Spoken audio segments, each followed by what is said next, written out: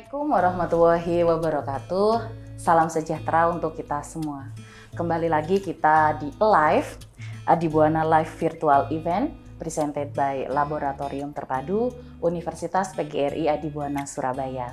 Kali ini di live kali ini akan bersama saya Ana Rafikayati SPD MPD. Jadi nanti selama 1 jam berlangsung ya, ini akan bersama saya. Kemudian untuk tema kali ini, tema kali ini sangat menarik ya teman-teman. Sampai saya harus baca karena pakai bahasa Inggris.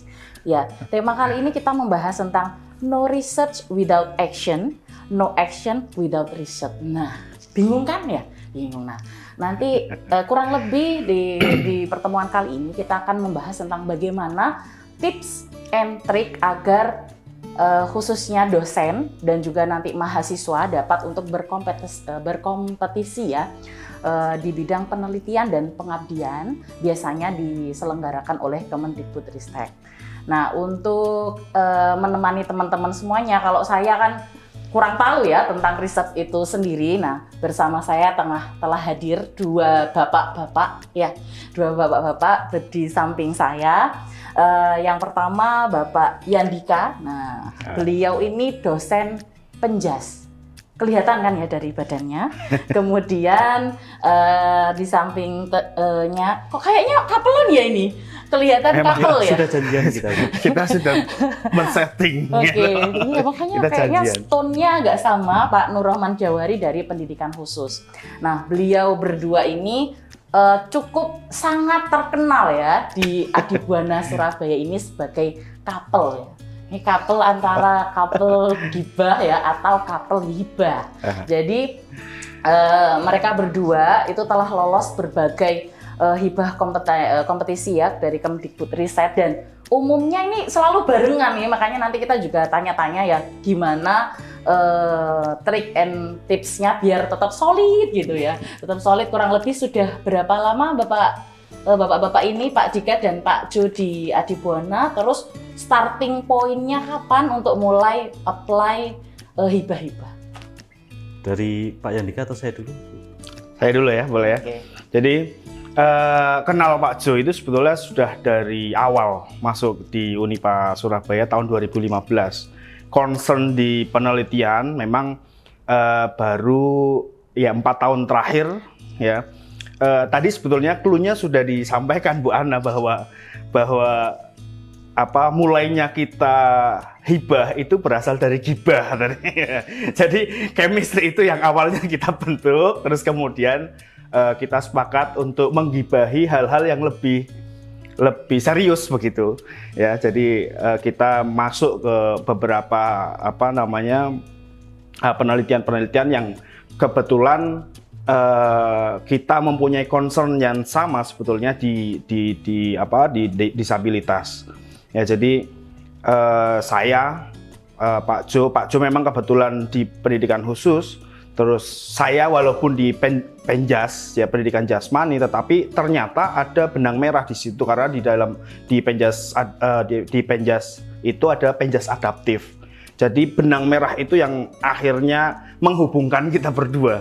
Ya, jadi banyak hal tentunya yang masih banyak perlu digali, makanya mudah-mudahan nanti hubungan ini akan terus berlanjut begitu. Tentu bukan hubungan yang seperti apa ya.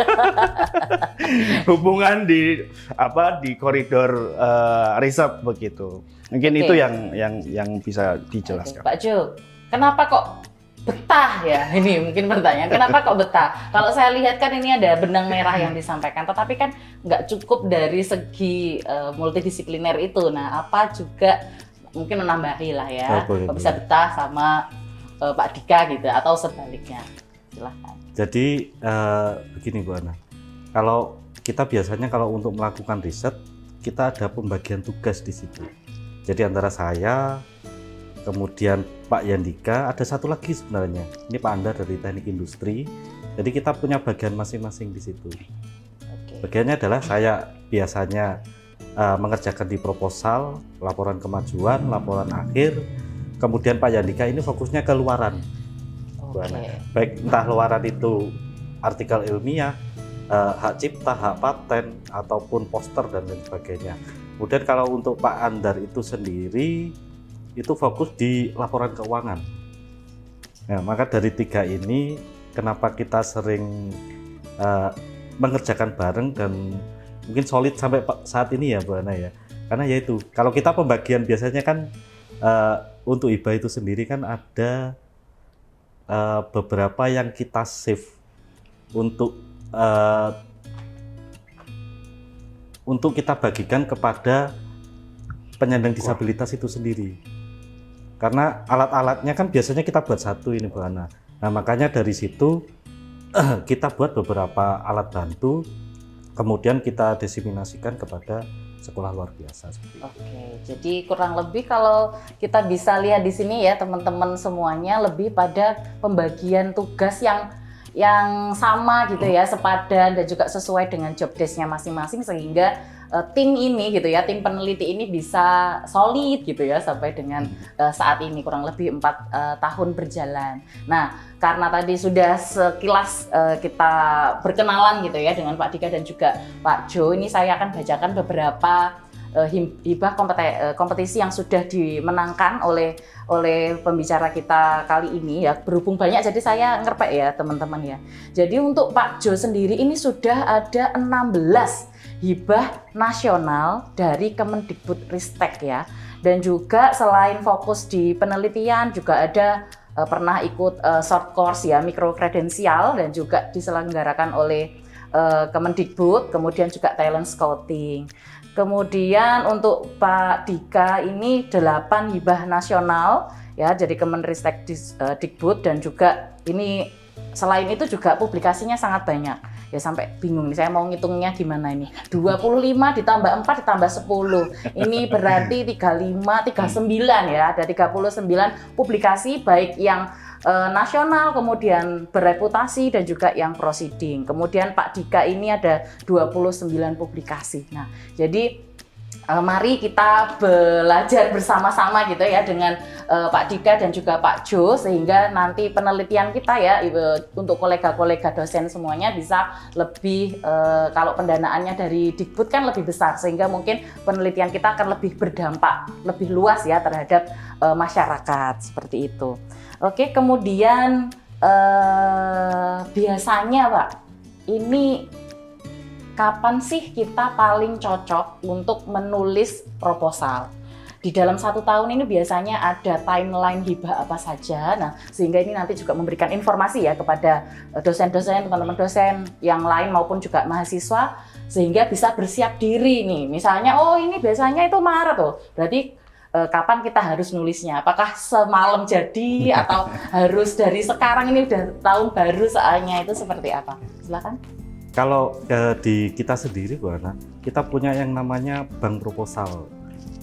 Jadi kadangkala kita diskusi sama teman-teman, tidak hanya dengan tim kita sendiri, tetapi juga dosen-dosen lain maupun juga tendik biasanya. Kadang ide-ide yang out of the box itu keluarnya dari mereka. Kita diskusinya biasanya tidak hanya di dalam kampus, tetapi juga di luar kampus. Cuma paling kebanyakan kita banyak diskusi untuk hibah-hibah itu sendiri, kita malah seringnya di Taman Wolu, Bu. Taman inspirasi. Taman indah penuh makna. Taman indah penuh makna. Jadi kalau kita lihat ke selatan, di situ kan ada tulisan Bu Ana, Cogito ergo sum. Aku berpikir maka aku ada. Nah, dari situ teman-teman banyak inspirasi dari situ. Kemudian kalau untuk informasi terkait dengan hibah itu sendiri, itu paling banyak kita seringnya malah tahunya dari media sosial dan website Bu Ana. Jadi kita setiap hari kadang itu sering mengirimkan informasi-informasi. Jadi tidak hanya ke teman-teman tapi juga ke teman-teman yang lain seperti itu. Oke. Mungkin Pak Dika bagian menjawab berapa lama waktu yang dibutuhkan. Nah, ini sebelumnya udah solid nih. Jadi berapa? Sebelumnya disclaimer ya Bu Ana ya. Ini bukan kita bermaksud menggurui Bu Ana. Tentu yang berpengalaman lebih banyak. Cuma kita share apa yang kita lakukan selama ini. Ya mungkin dirasa menarik begitu karena ide-ide yang biasanya ide-ide yang kita munculkan itu tidak didasarkan atas komunikasi yang serius begitu ya. Kadang-kadang juga selain di Taman Wolu, di kantin ya, di kesempatan obrolan-obrolan yang santai, kadang-kadang itu ide juga muncul. Nah, selain tadi bank proposal, kita juga sebetulnya antara riset satu dengan riset yang lain biasanya itu berkesinambungan. Kita punya roadmap yang sudah kita susun biasanya selama bahkan 6 tahun ke depan begitu. Kita sudah merencanakan setelah riset A, kemudian ke depan 1 tahun berikutnya kita masuk ke riset B, dan itu berkesinambungan. Satu pembahasan yang sama, tentu nanti kita buat pola yang berbeda ya. Bagaimana timelinenya ya, tadi ditanyakan timelinenya seperti apa untuk pembuatan proposal ya, karena tadi bank proposal itu kita sudah ada, terus kemudian roadmap juga sudah kita buat sedemikian rupa. Tentu untuk pemenuhan tadi syarat-syarat untuk hibah begitu, kita tidak terlalu kesulitan karena dari bank soal yang sudah kita punya, kita tinggal poles begitu ya, sesuai dengan tentu aturan-aturan pada saat itu ya. Setelah itu ya kita ajukan. Jadi memang kita cukup cukup mempersiapkan, terutama kalau tahun ini kita penelitian A, untuk tahun depan proposalnya sudah jadi dulu. Nah, sudah jadi, hanya nanti tinggal kita poles sesuai dengan prasyarat pada saat hibah itu dilaksanakan. Kira-kira seperti itu, Bu Ana. Jadi kurang lebih yang bisa kita ambil inspirasi itu adalah kita harus sering-sering main ke Taman Wolu ya. Betul. Jadi di situ taman penuh inspirasi. Kita main-main ke Taman Wolu, ngobrol ya dengan berbagai unsur di sana, ketemu sama mahasiswa, keresahannya apa, ketemu sama tendik gitu ya, keresahannya apa. Nah, mungkin itu jadi inspirasi ya, dan juga ke kantin ya. Jadi nggak hanya ngomong aja, tapi ada konsumsinya ya. Begitu. Nah, tadi itu menarik, kantin itu menjadi menarik, Bu Ana. Jadi banyak sebetulnya teman-teman dosen itu mempertanyakan kami begitu. Kok setiap hari di kantin, tapi kalau setiap ada hibah kok selalu dapat begitu ya. Nah, kapan mengerjakannya ya? Tentu mereka tidak tahu bahwa di balik obrolan di kantin itu ternyata ya ada kadangkala obrolan yang sangat serius ya terkait dengan ide-ide ide penelitian begitu, dan itu yang mungkin teman-teman dosen yang lain tidak mengerti terkait hal itu, sehingga koyoke di kantin terus kok dapat hibah terus begitu. Nah, ini ya sebetulnya itu ya underline-nya sebetulnya setiap di kantin juga kita memikirkan ternyata ide-ide yang lumayan cukup penting sebetulnya. Jadi ada juga ini, Bu Ana. Jadi di saat orang lain tertidur, kita itu bekerja. Iya, betul sekali. Mungkin karena itu ada cerita sendiri terkait hal itu. Oke. Jadi kurang lebih teman-teman jangan seudon ya ketika mungkin teman kita lebih sering main healing atau ke kantin gitu. Karena kita nggak tahu konteks pembicaraannya apa. Kita mikirnya itu tukang gibah ya, tukang gibah rasan-rasan. Nah, ternyata di balik itu ternyata membahas gibah menjadi hibah. Ternyata jadi hibah ya, jadi hibah kompetensi ya secara nasional yang mana membawa nama baik Universitas PGRI di Buana Surabaya. Dan kemudian tadi di underline juga bahwasanya untuk penyusunan proposalnya ya kalau ingin lolos istilahnya ya jangan yang kemudian seperti Roro Jonggrang ya semalam jadi. Jadi memang sudah disiapkan jauh-jauh hari, timeline tahun ini ada hibah apa saja dan sudah disiapkan tinggal poles sesuai dengan template atau layout terbaru, kurang lebih seperti itu. Betul. Nah, kemudian terkait dengan ide-ide tadi, bapak-bapak ini, nah, isu-isu yang kira-kira akhir-akhir ini lagi trending gitu ya, yang bisa kita ambil, yang menjadi concern dari Kemendikbud itu apa, sehingga mungkin teman-teman di sana yang mungkin akan mencoba apply di tahun ini bisa fokus ke sana dan bisa tepat sasaran dan bisa lolos. Mungkin bisa ada bisikan gitu dari mana tentang isu-isu yang sedang menjadi isu strategis nasional lah, kurang lebih begitu. Kalau untuk isu yang utama itu sebenarnya disabilitas, Bu Ana. Karena sekarang ini pemerintah kemudian tidak hanya di dalam tapi di luar juga mereka fokusnya ke penyandang disabilitas, entah itu di pendidikan, di dunia kerja, kemudian teknologi asistif dan aksesibilitas. Jadi biasanya kita kalau untuk membuat proposal, kita kaitkan dengan isu apa yang sekarang sedang tren, kemudian asas kebermanfaatannya juga sudah kita ukur, kita analisis, sehingga itu menjadi bahan diskusi bagi kita untuk membuat proposal seperti itu. Oke, mungkin ada tambahan Pak Adi? Ya, sepakat ya tadi dengan Pak Nurrohman Johari bahwa disabilitas memang menjadi isu yang terkini begitu.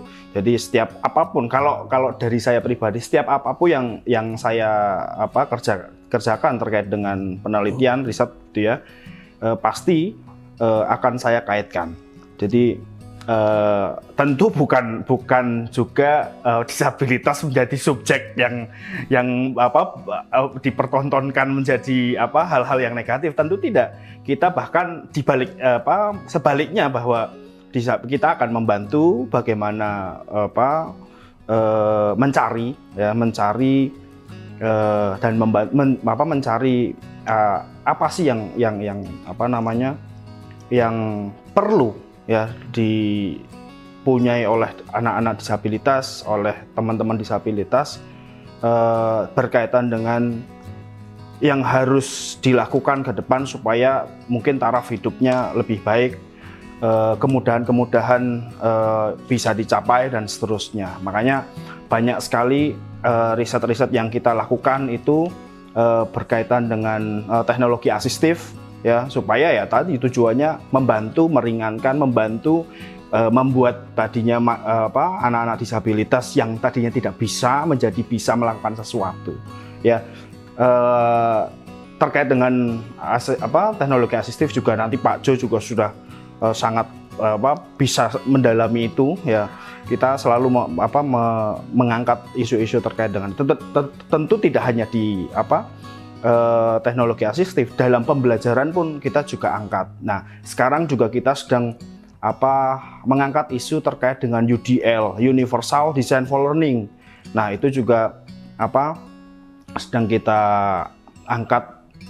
Kebetulan di pembiayaan riset tahun lalu, judul kita yang terkait dengan UDL juga didanai. Nah, itu juga subjeknya adalah siswa-siswa disabilitas. Nah, tentu ini masih riset dasar ya, akan ada riset lanjutan yang lebih besar lagi untuk UDL. Nah, itu yang sedang kita kembangkan. Oke ya, jadi tadi sudah disampaikan kalau salah satu ya, jadi memang kalau kita ngobrolin tentang isu strategis nasional tentu banyak. Nah, memang salah satunya itu tentang kalau nggak salah itu masyarakat inklusi ya, masyarakat inklusif. Nah, nanti makanya dari Pak Jo sudah menyampaikan inklusif ini bisa masuk di beberapa segmen gitu. Nah, mungkin yang perlu digarisbawahi ya Bapak Ibu dan juga teman-teman semuanya, ketika memang ingin konsentrasi di bidang ini gitu ya, disabilitas tentu harus diperkuat dengan tim peneliti yang notabene punya kualifikasi di bidang ini maupun punya experience sebelumnya di dalam penelitian di bidang ini. Mungkin itu juga yang menjadi salah satu persyaratan ya untuk bisa lolos di hibah seperti itu. Menambahkan sedikit Bu Ana, itu yang akhirnya saya sadari sebetulnya. Saya tidak terlalu memiliki pengetahuan lebih dalam terkait dengan disabilitas, makanya dalam riset-riset tertentu ya, bahkan hampir semua riset saya berkolaborasi dengan Pak Nurrohman Johari yang sangat mengetahui tentang isu-isu disabilitas. Nah, ini juga salah satu tips bahwa teman-teman misalkan mau mengangkat suatu isu kemudian merasa tidak memiliki kemampuan terhadap isu itu tersebut, cari ya teman-teman yang lain yang betul-betul mendalami supaya menjadi kolaborasi yang ciamik begitu. Multidisiplin. Nah, itu juga pengembangan ilmu kan didasarkan atas multidisiplin ilmu kan. Ya kalau kita misalkan saya penjas begitu, meneliti tentang penjas gitu kan. Ya akhirnya perkembangan ilmunya terbatas hanya demikian saja. Tetapi kalau kita menggeser satu langkah gitu, saya kolaborasi dengan teman-teman di pendidikan khusus ya, ada kecabangan yang lain gitu. Ada isu yang lain yang bisa diangkat sehingga perkembangan ilmu juga akhirnya menjadi lebih baik. Mungkin ada tambahan, Pak? Sebenarnya ini Bu Ana, untuk pendidikan khusus itu sendiri, kita kan orang-orang pendidikan khusus fokusnya ke pembelajaran, kemudian ke terapi. Kalau kita pengen mengembangkan suatu ilmu atau alat bantu gitu ya, kita kan juga butuh dengan program studi lain atau keilmuan yang lain. Jadi sebenarnya punya teman-teman dosen di sini, di prodi semua prodi di Adibuana ya khususnya, itu bisa berkolaborasi dengan pendidikan khusus. Karena memang contohnya di perencanaan wilayah kota itu kan juga bisa kita diskusikan tentang aksesibilitasnya. Karena sekarang ini aksesibilitas juga tidak semuanya merata hanya di kota-kota besar saja. Oke, jadi lebih ke dua arah ya teman-teman kalau kita lihat di sini. Jadi selain keilmuan lain ngambil penelitian itu karena isunya memang sedang fokus ke sana, tetapi juga dari pendidikan khusus atau pendidikan inklusi sendiri nggak bisa bekerja sendiri gitu ya teman-teman semuanya. Jadi perlu adanya kerjasama multidisipliner tadi, sehingga kalau memang kaitannya dengan asistif mungkin ke teknik, kalau tadi perencanaan kota nah bisa ke PWK, kurang lebih seperti itu. Jadi pentingnya kerjasama di dalam pengajuan penelitian itu sangat penting karena nanti resultnya jadi lebih holistik ya, kurang lebih seperti itu. Nah kemudian ada beberapa hibah sebenarnya yang bapak-bapak ini menangkan gitu ya. Nah silahkan mungkin ingin cerita salah satu hibah yang paling berkesan gitu, atau paling berkesan atau mungkin paling kebermanfaatnya paling tinggi sehingga mungkin bisa di-sharingkan ke teman-teman semuanya. Sepertinya di Hexa itu Pak ya, juga ya, hidrolik exoskeleton.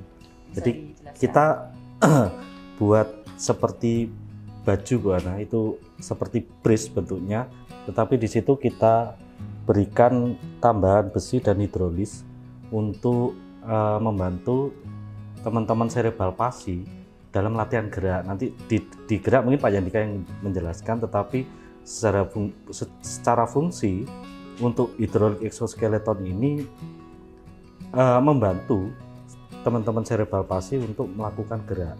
Jadi kalau di luar negeri kebanyakan mereka kan membuatnya masih di robotik ya Bu Ana. Tetapi kalau untuk kita sendiri karena kita sumber daya dan alat-alat yang tersedia, sumber daya dan sumber dana masih kurang, sehingga kita buat secara hidrolis dan diberikan di situ.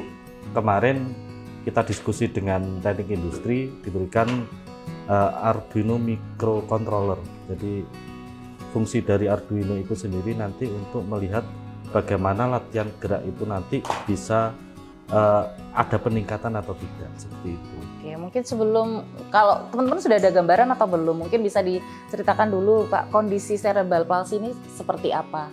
Kenapa butuh itu gitu mungkin? Jadi untuk cerebral palsy itu sendiri seseorang yang mengalami hambatan motorik. Jadi cerebral palsy itu ada beberapa macam Bu Ana.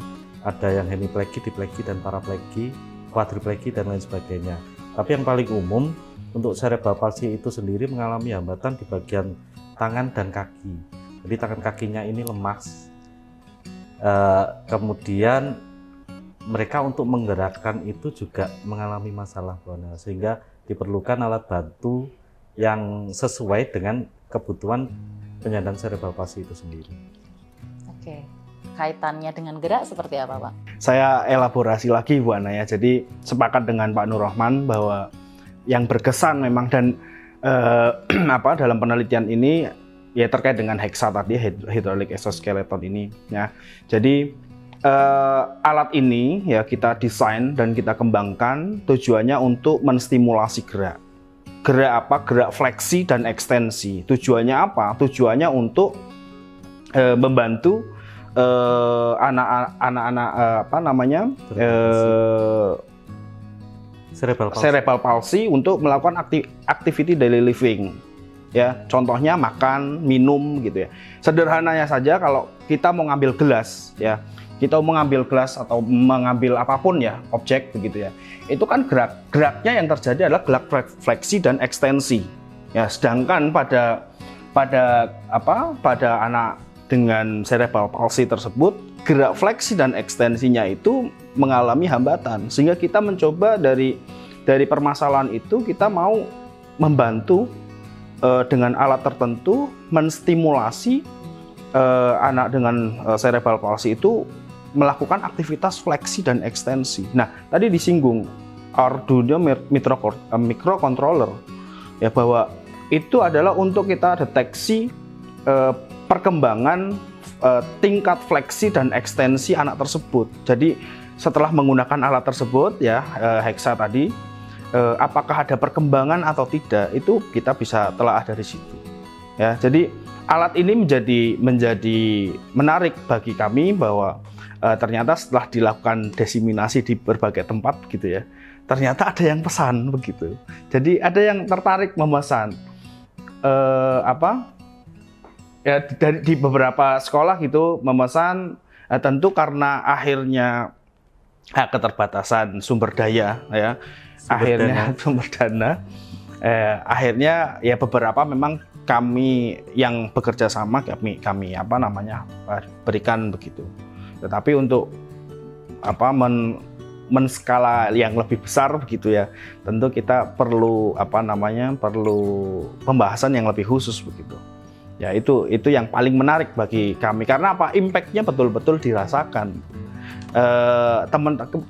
Saya ingat kita itu melakukan penelitian di YPAC ya, ada beberapa teman-teman cerebral palsy setelah dilakukan treatment begitu ya, ternyata ya begitu kami ada perkembangan yang bagus, dan perkembangan itu tidak hanya dilihat by data saja, by melalui Arduino tadi, tetapi testimoni dari pengasuh begitu ya, pengasuh bahwa setelah menggunakan alat itu ternyata anak ini mengalami perkembangan yang baik begitu, terutama untuk aktivitas-aktivitas yang menggunakan tadi gerak fleksi dan ekstensi tadi, seperti makan itu kan kalau kita nyendok kan ekstensi dulu kemudian fleksi begitu ya, kita mengambil sesuatu gitu, handphone misalkan, fleksi ekstensi. Nah, alat itu tujuannya adalah untuk menstimulasi gerak-gerak tersebut. Oh, sebenarnya ada yang lucu Bu Ana. Pada waktu di YPAC itu ada salah satu siswa ini ngomong ke orang tuanya sampai minta nomornya Pak Yandika. Waduh. Karena butuh alatnya atau gimana? Waktu implementasi si anak ini kan dilatih sama Pak Yandika untuk gerak fleksi ekstensi dan lain sebagainya. Nah, dari situ mungkin dari penjelasan Pak Yandika, kemudian dari cara melatihnya menggunakan hydraulic exoskeleton itu, sampai si anak ini pengen dilatih terus sama Pak Yandika. Untuk rehabilitasi. Untuk rehabilitasi. Nah, sebenarnya Hexa ini yang buat tidak hanya dosen saja ya Bu Ana, pada waktu perancangan dulu. Jadi di sini ada banyak kontribusi dari tenaga kependidikan juga, contoh dari Pak Febri. Jadi punya kontribusi untuk membuat alat itu pada waktu 2021 ya Pak Yandika ya. Jadi tidak hanya kita saja yang mengerjakan, tetapi juga teman-teman yang lain juga terlibat. Ya, kolaborasinya banyak, termasuk mahasiswa juga. Oke, jadi kalau kita lihat di sini ya teman-teman ya, sepertinya perlu adanya hilirisasi ya. Ini kayak ini ya tagline dari salah satu paslon. Tapi memang betul kalau penelitian ini kan menjadi dasar atau awal yang dikembangkan, dan harapannya kan memang bisa hilirisasi, diproduksi massal jika bisa, mungkin bisa kolaborasi dengan Dudi gitu, dunia usaha, sehingga mungkin bisa tawaran-tawaran atau permintaan tadi bisa terpenuhi ya. Mungkin ini jadi penelitian lanjutannya. Jadi perlu inkubator bisnis ini mencatat ya, atau melis gitu ya hasil-hasil karya penelitian dari para dosen. Kemudian juga mungkin MOU-nya juga ya Bapak ya. Dalam artian kan kadang ada produk yang agak sulit kalau kita produksi sendiri, yang kita perlu ada sponsorship. Nah, mungkin itu jadi PR selanjutnya ya bagi inkubator bisnis mungkin ya, sehingga nanti ke depannya penelitian itu tidak hanya jadi teks saja atau jurnal saja, tetapi bisa lebih bermanfaat lebih lagi dengan dirasakan oleh masyarakat, seperti itu. Ya, itu ya waktu itu kami betul-betul juga merasakan bagaimana kebingungan ya ketika ada tawaran-tawaran tersebut ya, sedangkan SDM kita ya, sumber dayanya tidak mengetahui untuk pengurusan hilirisasi tersebut seperti apa gitu. Jadi makanya kolaborasi antara tadi peneliti ya terutama dosen-dosen ini peneliti, terus kemudian dari pihak kampus juga bisa menangkap mana riset-riset yang bisa berpotensi untuk dijadikan perkembangan bisnis selanjutnya begitu. Ya, jadi itu karena kami betul-betul merasakan ini gimana setelah riset ini jadi, kemudian produknya jadi, terus ada tawaran ini bagaimana selanjutnya begitu.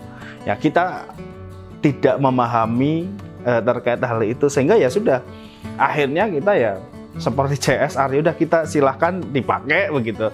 Akhirnya ya itu yang bisa dilakukan. Nah, yang ngeri begini Bu Ana. Jadi apa yang sudah kita buat, kita sudah kasihkan ke baik itu sekolah, kemudian ke penyandang disabilitas itu sendiri. Jadi kita malah tidak punya alat tersebut. Iya. Prototipnya hilang. Karena memang mereka membutuhkan itu dan kita memberikan. Daripada di kampus hanya jadi pajangan, mungkin seperti itu, jadi lebih bermanfaat. Nah, kemudian terkait dengan, mungkin ini agak sensitifnya pertanyaan yang selanjutnya ini tentang pendanaan ya. Jadi mungkin untuk informasi ya teman-teman dan Bapak Ibu semuanya, di setiap kampus itu kita punya pendanaan untuk penelitian itu ada dari kampus, karena memang setiap dosen itu diwajibkan ya untuk melakukan penelitian di tiap tahunnya. Nah, kemudian juga ada untuk skala penelitian yang lebih besar. Nah, ada hibah-hibah yang sedang yang kemarin-kemarin diperoleh oleh Pak Dika dan juga Pak Rohman. Nah, ini biasanya ada nggak Pak kendala, misalnya kita ingin penelitiannya skalanya seperti ini, ternyata terkena masalah dana, ini biasanya cara mengatasinya seperti apa? Kalau itu dulu kan ada ya Bu ya, ada dana dari eksternal, kemudian ada dana dari internal. Kemudian kalau mungkin tidak cukup, bagaimana cara mengatasi? Kita pernah itu di satu waktu kita itu patungan Bu.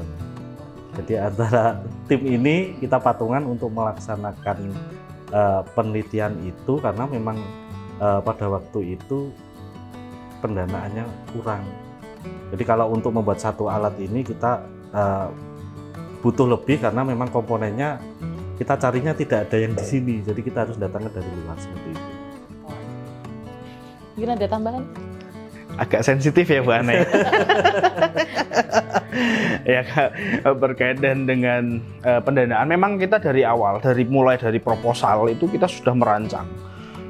Kita diminta untuk membuat RAP dengan baik tentunya. Terus kemudian dari RAP biasanya setelah seleksi dan seterusnya ada perbaikan, ada revisi RAP, apa yang harus dikurangi tentu dengan dana yang disetujui berapa gitu ya.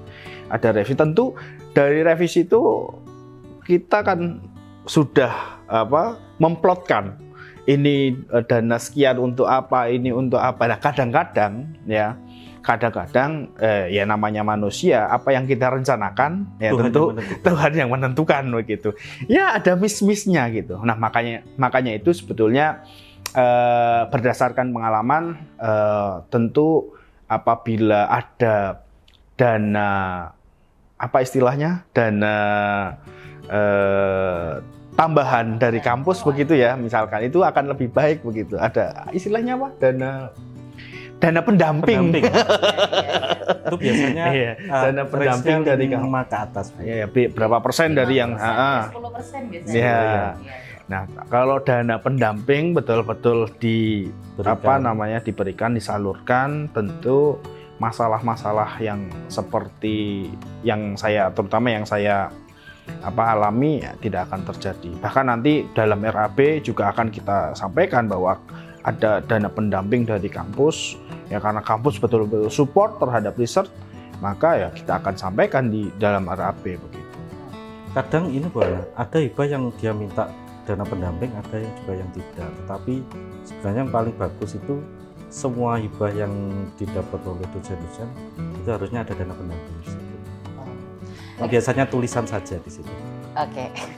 Jadi kurang lebih tadi disampaikan ya, kalau terkait dengan pendanaan itu memang kadang tadi ya kita berencana, manusia bisa berencana, Tuhan yang menentukan, sehingga ya solusinya ada yang harus patungan dulu, dan memang ya nggak apa-apa lah ya dalam untuk kelancaran untuk penelitian. Jadi kurang lebih itu salah satu cara yang dilakukan. Dan terkait dengan dana pendamping, jadi memang seperti yang disampaikan Pak Jo ya, jadi ada beberapa hibah yang sudah di-mention di pengumuman gitu ya, harus wajib ada dana pendamping. Nah, itu mungkin bisa dimanfaatkan sebagai bentuk biasanya kalau dari Kemendikbud itu menilai kalau ada dana pendamping ini serius nih kampusnya gitu, serius untuk benar-benar melaksanakan hibah yang running saat itu. Jadi perlu ya, sepertinya perlu untuk pengadaan dana pendamping ini di berbagai hibah lainnya.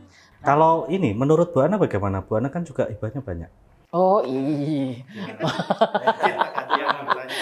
Jadi ya sangat perlu ya teman-teman semuanya ya. Jadi sangat perlu, apalagi biasanya begini, kalau dari Kemendikbud itu kan kadang cairnya itu agak telat gitu loh. Jadi kita sudah running, sudah ke lapangan, sudah ngambil data, tetapi belum cair dari kementerian, sehingga ini perlu ya untuk operasional ya, kurang lebih seperti itu. Ini dulu malah pernah matching fund, Bu. Jadi kita belum ada dana pendamping juga tidak ada, tetapi kita harus melakukan laporan kemajuan. Nah, betapa bingungnya kita.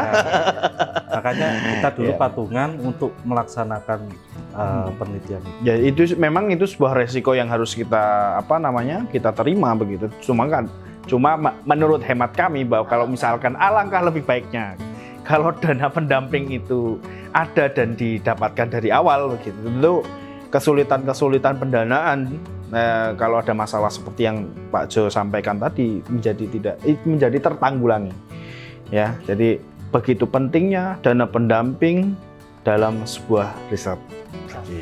Kalau ini mungkin bisa di-mention, kalau tadi kan saya cuma ngomong tentang hibah kompetisi ini sekian gitu. Nah, mungkin bisa diceritakan gitu ke teman-teman semuanya, hibah apa saja yang pernah diselenggarakan oleh siapa, mungkin seperti itu. Dimulai dari Pak Jo, silahkan. Yang ini sama jumlahnya apa enggak, Bu? Oh, enggak usah. Nanti terlalu sombong. Jadi hibahnya apa? Terus mungkin juga informasi ke teman-teman. Nah, ini hibah ini tuh biasanya Maret loh. Ayo siap-siap, mungkin seperti itu untuk mengencourage teman-teman.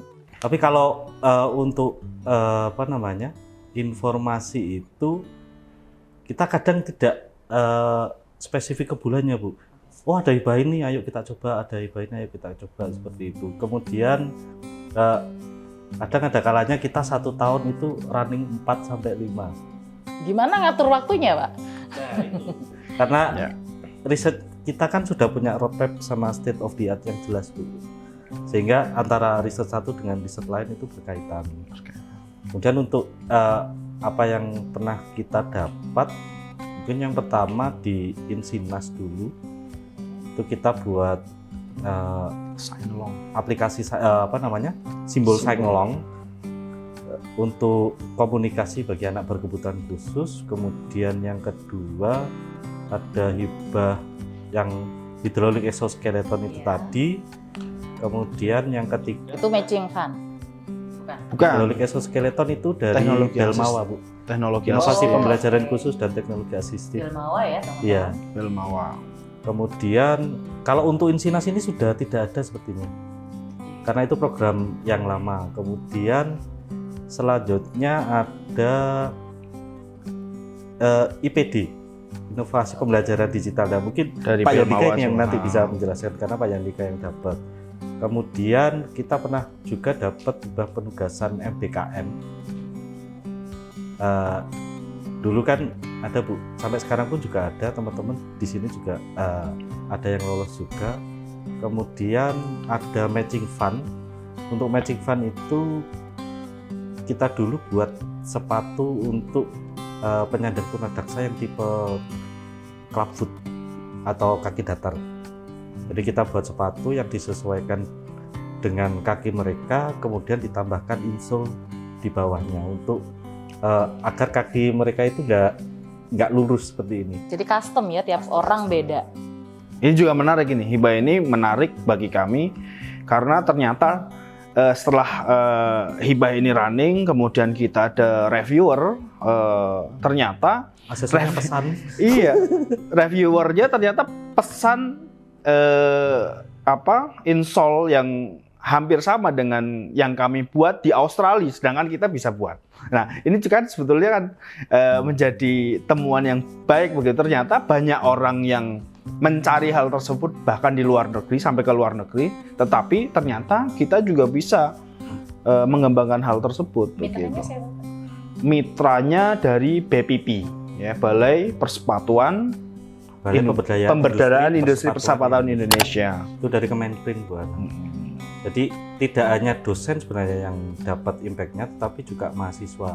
Karena dulu itu ada program MBKM, mahasiswa diberikan pelatihan di sana di BPIPI, mereka nanti dapat sertifikat keahlian sama LSP, BNSP, ya. BNSP. Kemudian hasil karya dosen juga bisa digunakan di masyarakat. Sebenarnya program di Matching Fund ini impact-nya Luas sekali. Bu Ana. Jadi indikator kinerja utama di universitas ini nanti juga bisa tercapai karena adanya itu.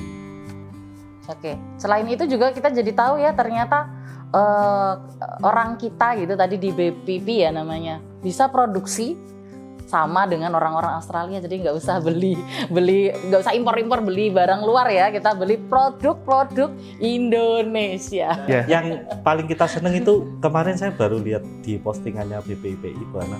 Jadi mereka sekarang ada fokus di impact sosialnya ke disabilitas. Itu juga setelah banyak kolaborasi dengan kita. Jadi ternyata ya tadi peluang disabilitas itu menjadi subjek yang perlu diperhatikan secara khusus. Makanya CSR dari BPP banyak menyasar ke anak-anak disabilitas. Bahkan banyak sekali kegiatan-kegiatan yang akhirnya merangkul anak-anak disabilitas. Jadi BPIPI ini memberikan pelatihan untuk pembuatan sepatu seperti itu, Bu Ana. Mereka juga memberikan tidak hanya ke ke perorangan tapi juga ke penyandang disabilitas. Jadi penyandang disabilitas juga nanti kedepannya bisa membuka usaha di bidang sepatu. Persepatuan.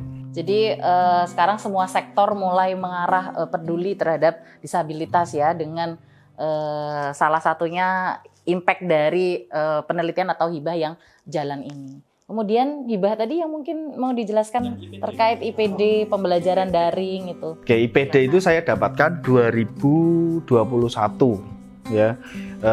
Inovasi pembelajaran digital, di mana kegiatan ini atau program ini berkolaborasi dengan kampus yang lain begitu. Ada satu mata kuliah yang saya ampu, yaitu biomekanika olahraga. Kemudian saya kolaborasikan dengan prodi Penjas di kampus yang lain untuk ikut perkuliahan saya, tentu base-nya adalah perkuliahan daring karena inovasi pembelajaran digital. Ya, pembelajaran akhirnya mekanismenya perkuliahan itu dilaksanakan daring, ya tetap pada tinggal di kampusnya masing-masing, tetapi mengikuti perkuliahan saya pada LMS yang kita banggakan itu, ya, Firlenda. Nah, tentu Firlendanya saya rancang sedemikian rupa. Yang pertama tujuannya adalah untuk meningkatkan engagement, terus inovasi pembelajaran, ada gamifikasi juga. Jadi kalau Bu Ana, Pak Jo lihat di Firlenda saya, terutama pada mata kuliah kinesiologi dan biomekanika olahraga, ada games yang bisa dilakukan. Tujuannya adalah untuk pemahaman terkait dengan nama-nama otot, nama-nama tulang dan seterusnya. Itu saya buat game sehingga tadi engagementnya menarik sehingga engagementnya naik. Keikutsertaan mahasiswa dalam pembelajaran ini meningkat dan terbukti bahwa setelah selesai perkuliahan 16 pertemuan, saya lihat di history, ya Firlenda kan ada historinya, ternyata mahasiswa yang mengikuti pertemuan pada mata kuliah kinesiologi dan biomekanika olahraga itu ada peningkatan yang baik, ya. Dasarnya apa? Dasarnya tadi develop perkuliahan, ya, daring, ya, dengan gimmick-gimmick tertentu. Ada gamifikasi, ada video interaktif, ya, terus kemudian text to speech tadi yang bisa didengarkan, ya, terus kemudian ada flipbook yang mahasiswa juga bisa baca dimanapun, kapanpun, ya, sehingga ya pembelajarannya tidak hanya pada saat itu saja, tetapi di waktu yang lain, di waktu senggang, mahasiswa juga bisa memanfaatkan. Cuma sayangnya satu, Bu Ana, Pak Yandika ini belum pernah menang di hibah Firlenda. Jadi kalau hibah Firlenda itu teman-teman itu hibah internal, ya. Jadi hibah internal untuk menilai gitu dari kelas-kelas kita atau course-course yang tersedia di Firlenda, apakah engagementnya sudah baik gitu, ya, deskripsinya sudah baik, ya, seperti itu. Nah, jadi memang kalau hibah yang ini, ya teman-teman, itu seperti yang diketahui bahwasanya salah satu tujuan dari pemerintah saat ini juga kan lebih ke digitalisasi, ya. Jadi sekarang itu banyak apalagi kemarin COVID, sehingga banyak pembelajaran yang hybrid gitu, ya, sehingga memang dibutuhkan LMS atau Learning Management System. Nah, untuk itu maka pemerintah mengadakan bantuan dana, ya, untuk bisa mendevelop LMS-nya dengan sebaik mungkin sehingga mahasiswa bisa belajar secara optimal meskipun hanya melalui daring, seperti itu. Mungkin luaran perlu dibahas, Bu. Oke, nah kemudian, ya, ini termasuk salah satu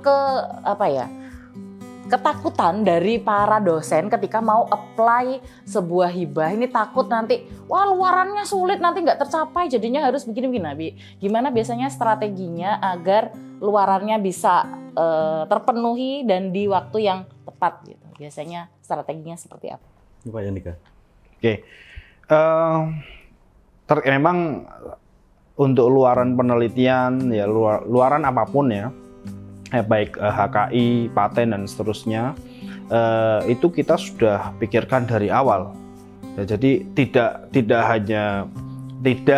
ketika penelitian ini selesai terus kemudian baru memikirkan. Nah, itu biasanya seperti itu. Tetapi kita sudah memikirkan bahkan setelah didanai kemudian running akan melakukan penelitian, kita sudah memikirkan akan dibawa kemana nanti luarannya. Nah, ini sudah terkonsep dengan baik.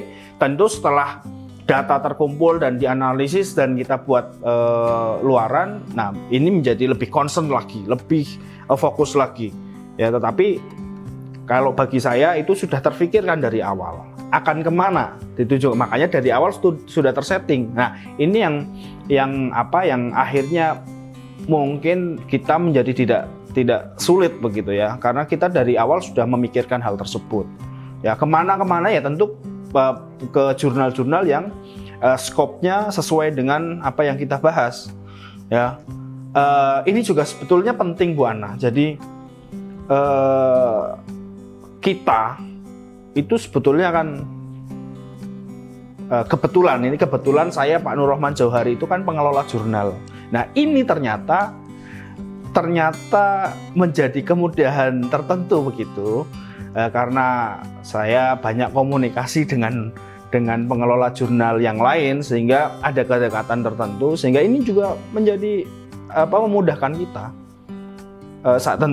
Tentu kualitas artikel juga harus terjaga dengan baik begitu ya. Tapi karena ada hubungan tertentu yang baik dengan pengelola jurnal di kampus-kampus yang lain, ya, ini menjadi kemudahan. Nah, makanya saya melalui forum ini ya, melalui ini juga mendorong untuk pengelola jurnal di Universitas PGRI Adibuana Surabaya untuk mengelola jurnal dengan sebaik-baiknya. Karena kalau saya lihat jurnal ini belum maksimal ya, karena kita fair saja.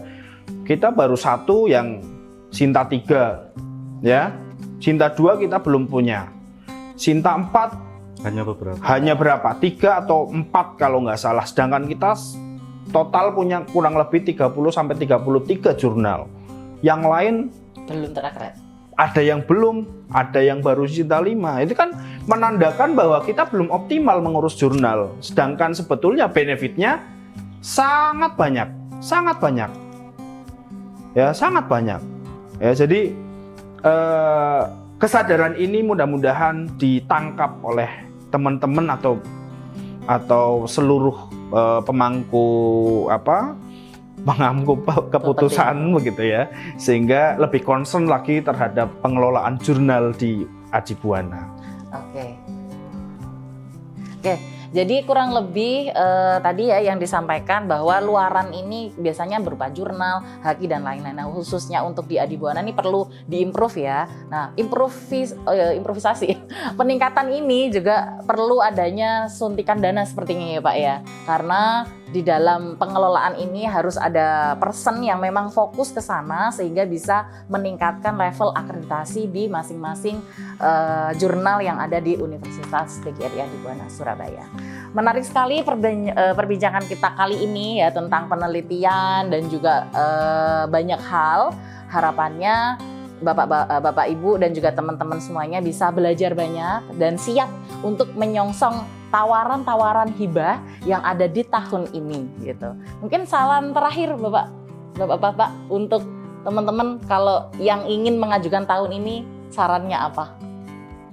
Mungkin saran saya teman-teman apply aja untuk hibahnya, jangan memikirkan nanti lolos apa tidak. Yang penting kan kita sudah buat proposal, kemudian kita apply-kan dan disesuaikan dengan buku pedoman. Kadang teman-teman itu lupa untuk membaca buku pedoman. Nah, kalau kita tidak sesuai di buku pedoman, pasti itu nanti akan tidak diloloskan Bu Ana, karena nomor 1 biasanya syarat administrasi. Baru kepada ke kontennya itu. Oke, singkat Pak Dika. Kalau dari saya ada quotes dari Panji Pragiwaksono itu yang saya pegang ya. Menjadi beda itu lebih baik daripada menjadi lebih baik. Ini saya terapkan juga dalam ide-ide riset. Ya, ternyata saya betul-betul menerima impact itu bahwa menjadi beda itu lebih baik.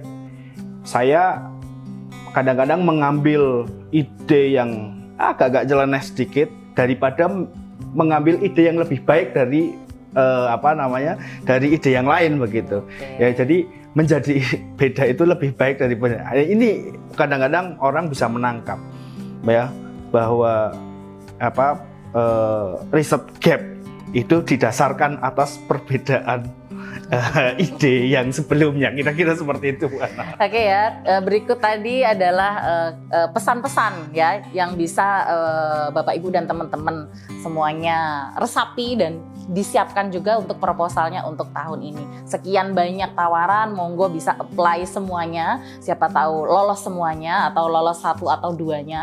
Nah, sehingga kita bisa lebih berimpact karena pendanaannya akan lebih besar begitu ya Bapak Ibu semuanya. Oke, terima kasih kali ini Pak Rohman dan juga Pak Dika atas sharingnya. Kurang lebihnya saya minta maaf. Sampai jumpa di live selanjutnya. Wassalamualaikum warahmatullahi wabarakatuh.